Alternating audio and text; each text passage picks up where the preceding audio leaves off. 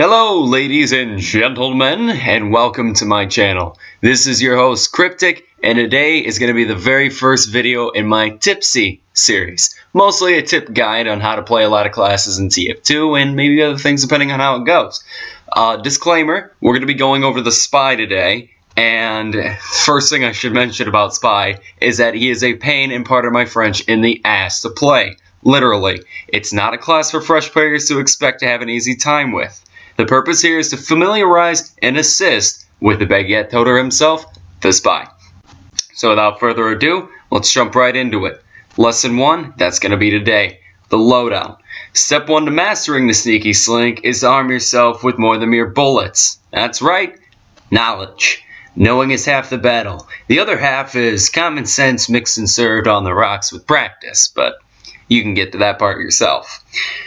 Alrighty. So let's get into the revolvers. Revolvers, 6 shots at jacketed hell, splitting the air in whatever direction you wish. Surprisingly nasty, the revolvers are good for providing fire when fleeing out of a sticky situation, pegging low-health targets too risky to backstab, and most importantly, sentry destruction.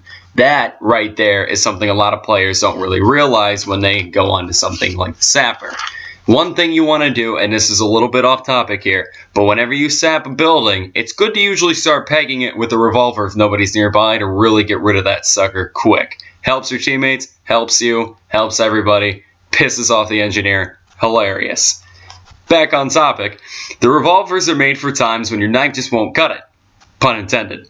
Let's take a look at each and what they can do for you. The default is basic but deadly. The base revolver, never a poor choice. Being one of the 2 revolvers without a damage reduction, it can 2-shot, maybe 3-shot, most light classes. Light classes are classes that have health points that are 125 or lower, depending on like if it's a spy carrying the kunai, scout with Sandman, etc. Always a good option. You can't ever go wrong with default. That goes outside the revolver, that goes outside a spy. Default is great for everything. Moving on, we've got the Ambassador, or cut short, the Ambi.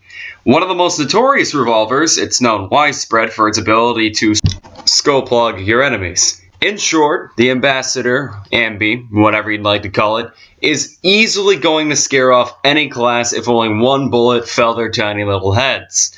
Now we know the benefit, the only singular benefit of the Ambassador. Let's list gracefully the defects.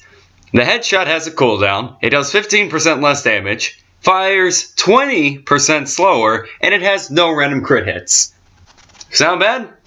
Yeah, it kinda is. Not at all something for a fresh player to try and master. Even advanced players have difficulties with this revolver, and honestly, if you're looking to shoot your enemies, it's not something you want to use. That's something you want to stay away from if you're new to the game. On to the Diamondback. It's a promotional weapon for the Deus Ex Machina. This snakeskin shooter has become more popular in recent updates, suffering the same damage reduction and critlessness as the Ambassador. This revolver makes up by storing critical hits like a Siberian bear packs fat. Except you're a spy. And you store crits. And you get said crits through backstabs and crap saps.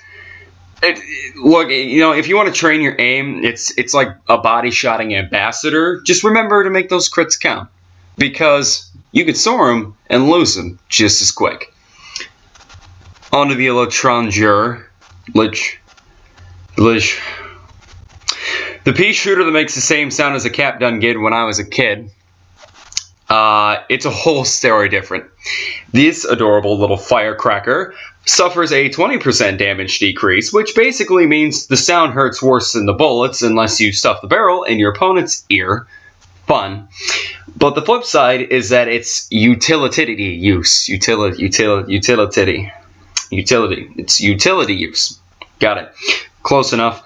Not only will it boost your cloak by almost half the normal amount you already have, but you will also magically convert the blood of your foes into cloak. Ain't that just nifty? As if Team Fortress 2 wasn't already such a strange game enough as it is. And now we're on to the Enforcer. This is gonna be a weird one. I promise. But this gun, it's seen a lot of crap. It's been through a lot of buffs, been through a lot more nerfs, mostly nerfs.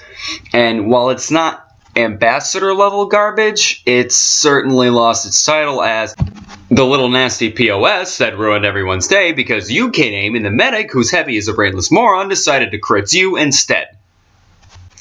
It's a family name. But regardless, taking on the inability to randomly splooge mass damage and fire 20% slower, the Enforcer makes up for having one of two benefits. A weird one, 20% bonus damage when disguised.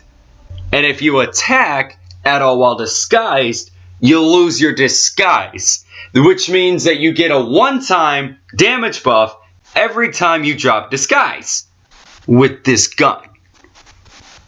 Makes so little sense considering it used to be 20% damage when undisguised. Don't know what the development team was thinking. I don't understand why this was nerfed, but it is what it is. The other effect is to ignore any resistances and bonus, for bullets at least. So that means that the Vaccinator for the medic, the Danger Shield for the sniper, the battalion's backup for soldier, Brass Beast and Natasha for heavy, all can't protect against it. Which sounds like really cool, except most players skip these items and hold it, other more useful things. Except for the sniper's Danger Shield, but if you're close enough to do damage that's reasonable, then why not just stab the sniper instead of shoot him? Logic. Now we're on to the last part of this video, and that's going to be aiming with the revolvers. This, surprisingly, is one of the shorter parts because of how people go about aiming with them. You see, the problem is that it's overthought. It's overdone, overanalyzed, and it's not brain science. It's not rocket surgery. It's pointing the gun in the direction of the thing you want to hit and clicking on its body. I mean, literally, all it is.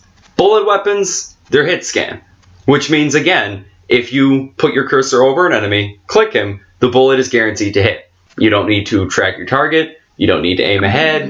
Don't need to worry about any of that.